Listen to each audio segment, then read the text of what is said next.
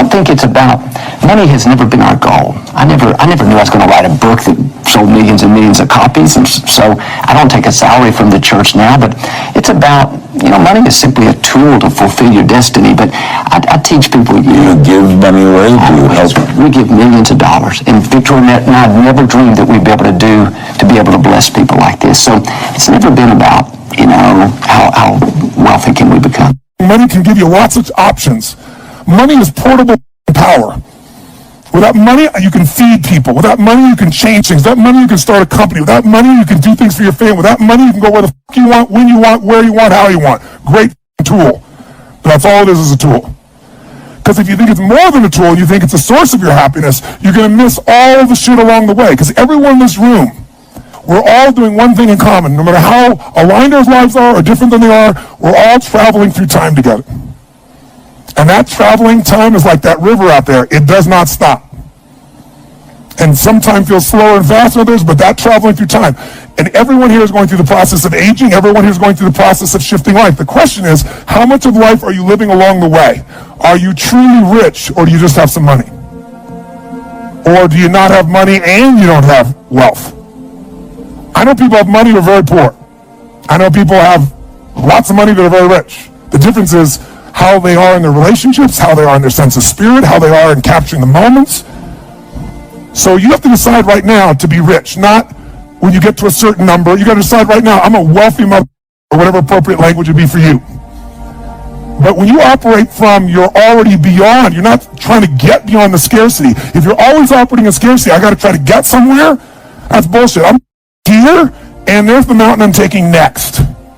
That's very different than I'm going to try to get to that place when I can finally be enough, certain enough, happy enough, free enough, excited enough. And the truth is, when most of the things you get to where they are, it's nothing like you thought it was going to be. Who's achieved some huge goal, you got it, you're excited, and then for how long? Who can think of a goal that you just pushed for, you got it, and you really were excited about it? How long did that feeling last for that situation? How long? A minute?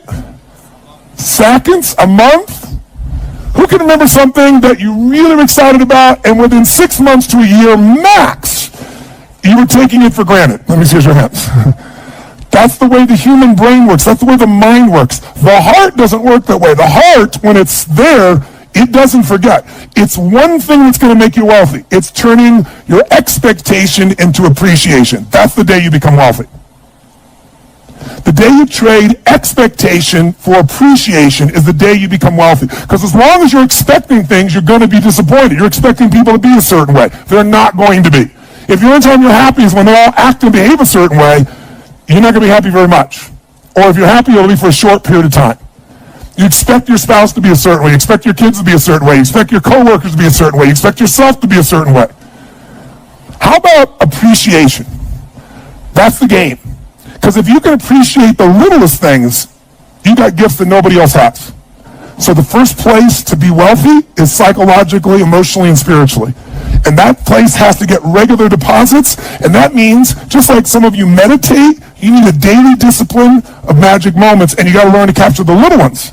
And that muscle's got to be built. So what's your daily practice? You can call it whatever you want. We'll call it here magic moments. Every day I want you to capture at least 2 to 3 magic moments minimum. It could have been a conversation with a friend. It could have been a moment when an insight happened. It could have been a moment on the mountain. It could have been a little insight or distinction that you got that changed it. But you don't just capture it and write it down. You want to feel it and realize its value. You want to feel it like it's grace. Like it's a gift that's been given to you. And what you're doing is appreciating that gift. But like when people say money doesn't matter, they don't know where to shop. And what I mean is they don't know what to shop for and who to shop for. Because all the research shows something interesting. If you make twice as much money, you're making $25,000 a year and you make 50, people think it'll double their level of enjoyment of life or happiness. And on average, it improves 9%. It's just mind-boggling. There's the initial excitement, and it's 9% better statistically.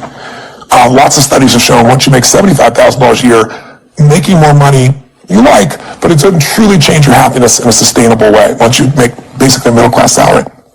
People make more might argue about that with them, but that's what the studies show.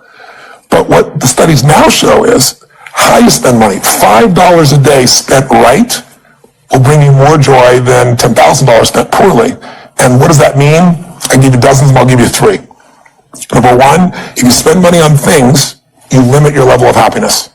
If you spend the money on experiences, it creates a generative effect in your body emotionally. And they can measure the level of fulfillment and happiness you have just by the purchases you make. And they've done it scientifically all the way down to how it changes your biochemistry, down to the changes in your saliva and the hormones. That's where the research comes. It's not somebody airy-fairy saying, well, if you have experiences, it'll be better. Second one, when you spend money on things that give you time and take away drudgery, if you get somebody else that you pay and they're employed and they now scrub the floor or they clean the toilet and they have an income and they're happy and you're freed up to do something you're more passionate about in business or life, the level of happiness grows geometric. But the one that creates the greatest happiness is the one that sounds trite, but it's biochemically accurate. And that is investing in others, which simply means giving your money away. Really? And it's mind-boggling. And they show you they show you with little numbers, like, buying a cup of coffee for a stranger and what it does and how long the happiness does versus you buy the coffee for yourself versus you buy it for a friend. And I've got the studies and it's fascinating. But what I can tell you from my own life experience, like, the people that I know that are the happiest on earth are not the people with the most money. I got a lot of clients that you won't know that are billionaire clients, and a lot of them come to me because they want me to do something with their business, but invariably I'll see there's something going on with them too that makes them unhappy. It doesn't matter how much money they have. There's people with $1 billion and they still live in scarcity. It doesn't matter how much money they have, right? By the way, I asked that question of everyone I interviewed. I said, does financial pressure ever go away? 85% said no. And the average... Imagine how much it would increase proportionally. Well, for a few it didn't, but for most of them it did. They felt more responsibility. They had more got to manage, more they got to do. So if you think financial pressure is going to go away just by having money, they just learn to handle it differently. They have a totally different experience. But I'm juiced about people seeing how they can use the money that makes joy happen. Like, I love to do things where it's a total surprise. I remember when I had very little money, I was just getting started. I grew up in a very tough environment, and my mom always loved the ocean, and we lived in the San Gabriel Valley of LA where they had smog alerts and you couldn't go outside for a couple of days. It was horrible. And I called my mom up and I said, this is early in my career, and I said, come meet me in Huntington Beach. There's a condo I'm considering getting on the beach. I'm considering living on the beach, Mom, but I want your feedback, what you think. So she drives down to meet me. I'll never forget, I just looked around, she goes, oh my God, smell the air, it's so fresh, and this is the dream, to live on the beach, and my son's going to live on the beach, and I showed her a condo, and she's like, oh my God, this is incredible. And I said, you sure, do you really think it'd be worth it? She goes, I don't care what it costs. She said, if you can get in, you get this. And I said, you feel that strong? She said, yeah. And then I said, it's yours, and I handed the keys. And it was like, my mom's passed away a long time ago, but it was one of those days that to this day I can remember the feeling and the experience of like, holy shit. You don't get that by buying something for yourself. Yeah. You don't get that by, earning a bunch of money. It's beautiful to have those choices. We were saving up for an RV, and we were invited to Las Vegas. We had this trip, and we came around the corner, and there's this ultra unbelievable double-sided, and I said, wow, look at that. He said, oh my God, that's the most incredible. We can never have anything like that.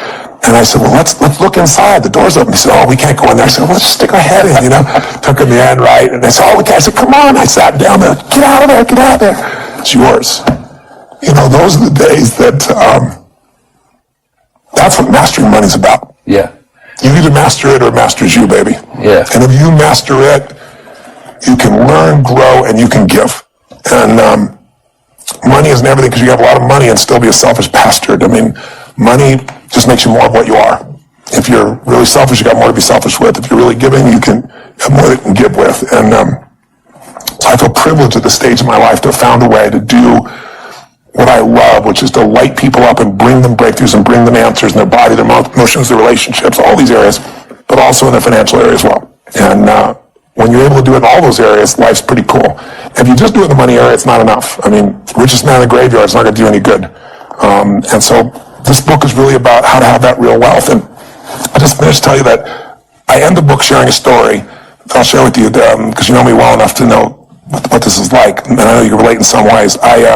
Your background in your hot suit, going out there with your credit card machines down in, was it Macon, Georgia? Macon, Georgia. Macon, Georgia, baby. It's still hot down there. It is still hot down there, and you're not. I'm still unwelcome to go try to sell credit card machines down. They'd still rather me not show up. I thought that's a good thing. Yeah. But we have a similar background. We started with nothing, and I can remember I know the day I became wealthy, because I was thinking towards the end of the book, what was the day that I became a wealthy man? And I was broke. I was living in Venice, not Venice, Italy, Venice, LA, in this 400 square foot bachelor apartment. I was feeling sorry for myself. I was mad at the world. I was mad at a friend of mine that I loaned, $1,000 to, and he didn't pay me back, and he wouldn't return my phone calls because I was broke. I mean, I was down to, $23, $24, something like that, some change. No prospects. I'm like, how am I going to eat? How am I going to survive? I'm going to pay my rent. I was already behind my rent by 30 days. And, when I was 17, my mom kicked my dad out. He went back east and kicked me out. And I survived by scratching up enough money each day and then going to the smorgasbord and loading up for the winter, just eating all I could to make it last a day or two. And I thought, okay, that's what I'm going to do. And I walked, 'cause I didn't want to take my car and the gas or pay for parking. Didn't have that kind of money. And I walked 3-4 miles from Venice to this place in Marina del Rey. It's still there. And it's called El Chorrito. It's this little Mexican restaurant that's on the water where all the amazing yachts are. And I thought, I'm going to go there and I'm going to absorb this abundance environment because I'm so scarce. And I'm going to eat all I can possibly eat for $5.95 with this tacos and salad. Probably healthy, energizing. Of course, totally energizing. Like something I can go have a good sleep afterwards and forget all this, right? And I went in and I loaded up for winter and I ate all the stuff and I'm looking out there and it was a beautiful day and it was gorgeous. And so I got up to go pay, and as I got to go pay, in the front door walks this little boy, probably 8 years old, and 7, 8 years old. And he was dressed in a suit, and he's just like, kind of demure like you right now. If anything, I'm certainly demure, as you well know. That's I well know. But sincerely, he was just really, I don't know, there was something about this kid. He had this air about him, and he opened the door for his mother, and he pulled the chair out for her. I don't know, something about it just struck me emotionally very deeply. And I was just touched, thinking, this little boy has got so much heart and class. And so I walked up to him. I paid my bill and walked up to him, and I said hi, and I introduced myself, and I was nobody. Who the hell's Tony Robbins? No Tony Robbins. And he says, this gigantic. That's what he's really thinking is not there. And I said, I just want to tell you, I watched you for the last few minutes. I said, I watched you open the door for you later. I saw you pull out the chair. I saw the way you looking in her eyes and giving her full attention. I said, you are a class act. And he looked at me and I said, and taking her lunch, that's awesome. He goes, well, she's my mom. And I said, that's even more cool. And they said, well, I'm not taking a lunch because I don't have a job yet. I'm 8. And I looked at him and I said, yes, you are. And I didn't have any plan. I just reached in my pocket, took all the money I had in the world. It was like $19 and some change, whatever was left after that. I just sat down in front of him in front of the table. And he looked up at me, his eyes got big as garbage can covers. He goes, what's that? And he smiled. I said, that's yours. He goes, I can't take that. And I said, yes, you can. He said, how come? I said, because I'm bigger than you are. And then I didn't say another word. I didn't say another word. I just turned. I didn't even look at his mom. I wasn't doing it for attention. And I walked out that door. And I didn't walk out that door. I flew out that door, man. I had no car, walking home, I just felt like so alive. I felt so free. And I should have been scared shitless. I got no money. I don't know where I'm going to feed myself. I gave away last minute. There wasn't an ounce of fear in me. It was like in that moment, scarcity died. It just died. It was out of my life. And I went home that night, and I had no clue what I was going to do. But I was like excited and inspired, and I started writing out this plan. And I thought, well, people fast all the time. I can fast for 4 or 5 days. It's probably good for me. I could eat after that meal. And I had this little plan in my head, and I'm going to work it out. And I woke up the next morning, and I had no fear in me. And I'm going to go work my plan, and the old snail mail arrived. And there I get this old envelope in the old days. I tear the thing open, and it's a check from the guy who wouldn't even return my phone call for more than $1,000. He threw some interest in, and $1,200 in those days would cover my butt for 2 weeks to a month, right? It was like, and I started to cry, and I'll never forget. I was thinking to myself, what does this mean? And I decided that meant that I was being rewarded for doing what's right. by not operating out of scarcity and fear. It was spontaneous, it was authentic, it felt right, and I did what felt right, and I was rewarded, and I believed in my mind, I still believe to this day, it may not be true, but that was grace.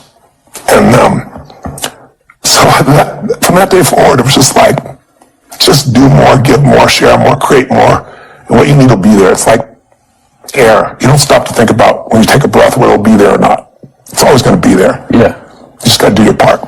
So I'm emotional about it because even though it's been decades and decades since that day. Well, look what the guiding principle has created. That's what I say. I look at my life today and the millions of people I've had a chance to serve and be a part of, and who my friends are, and the life I get to live my life with today. It's just the rewards, the karma, if you would, corny as it may sound.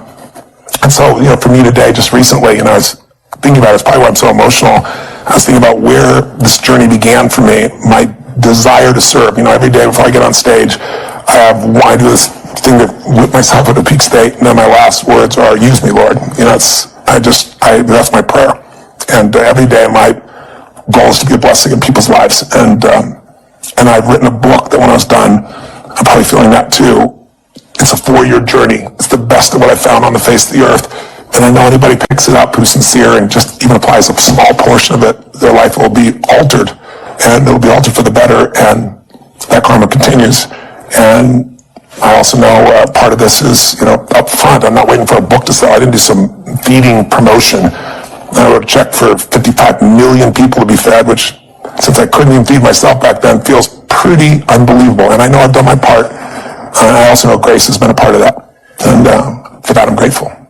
Well, we're all grateful for you. Speaking of that, yes, a lot of people are going to see this. Yes. And if you remember the one that we did last time, yes, I got letters from it, we got letters from it, and there would be that one person. They say, I watched the video when I was in this condition, and then you said that one thing. Yeah. And then I applied it. Yeah. And things turned around for me. And I'm wondering if you could think about who that person is and tell them that one thing right now, what would it be? It's a great question. There's so much to pull from. But at my core, my mom wanted me to be a truck driver because that would mean I'd make $24,000 a year if I went to Truck Masters, and that would be twice what my father made. And she thought that would happen, but something inside of me said, I don't want to drive a truck. There's something else that matters more to me, and I decided I was not going to go for money instead of passion. And the rewards have been pretty amazingly better than being a truck driver. It's not bad being a truck driver, it's just not what I was after. And I look back, and one of the things that helped me was my original teacher, Jim Rohn, who was a personal development speaker. I went to hear when I was 17. He said something the first time I heard him, and he said, it's really simple. If you want life to change, you've got to change. If you want life to be better, you've got to get better. It's the only way it happens. And luck will show up for people and it'll leave them. But if you're constantly improving who you are and what you give, game over. And he also told me something about economics that I never forgot. He said, economics is really simple. The world really is simple. If you will find a way to add more value to other people's lives than anybody else does, then you'll never have to worry about that area of your life. And if you look at it, most of us don't realize you can add a lot of value and be a school teacher and add enormous value, and unfortunately in our society you won't get paid well. But as I show in the book, if you add value to more people, instead of 30 children, there's a school teacher in there that makes $2 million a year. And he does it with the web, and he does it by coaching. He's from Japan, and it's quite extraordinary. So if you do want to earn more, adding value, there's a way. You can also add value and make no money. You can also add value and give it away, and you still earn more. It's like the joy that we get from that giving that we talked about. Of all things we talked about, the things that brought me to tears is thinking about how far it's come and all that's come in the life from that day when I did what's right. And the other time I've been in tears is thinking about, what I did for my mom and things of that nature. Those ultimate rewards come from giving. So if you work at McDonald's, there's nothing wrong with it, but the reason you make $7.25 an hour is lots of people can do that. Mm-hmm. If you're David Tepper, last year he made $3.5 billion. I'm not saying that should be aspirational for you, but it's because he found a way to do something nobody else did last year, which is get a 42% return. You find a way to add more value. If you can figure out what you're most passionate about, find a way to do it in a way that adds more value to more people, then economics will never be a question for you. But more important, you'll be wealthy because you'll know that you're a giver, not a taker in this world. And I think putting ourselves in that position is maybe the greatest gift we can give ourselves and everybody else. Well, I think you've certainly given a lot with this book. I mean, it's a hell of a thing. Girls. 4 years. Yeah, it's 4 years. I've kind of been along for the journey. What's going on? I'm writing this book. I'm on page 7. It has taken me forever to get to page 7. Then a year later, it was about 100 pages in, 3,000 hours. So, guys, read it. I'm pretty sure it's safe to say that their purchase is not going to really make a significant difference in your life. No, I'm not getting any money from it at all, not a penny. Yeah, we're not in the book selling business. Not even slightly, no. In terms of... But their investment will not only change themselves, but I'm feeding 50, if you sell 1 million copies, which is the average what I've done in the past, then there'll be 50 people fed just by you getting this book. So not only do you benefit, but other people benefit as well, which is a pretty cool thing. Can't go wrong. Empower yourself, empower other people. Do good things. You will be rewarded. Thanks for doing the interview, man. It's been a pleasure. It's been great to see you and be with you again. Yeah.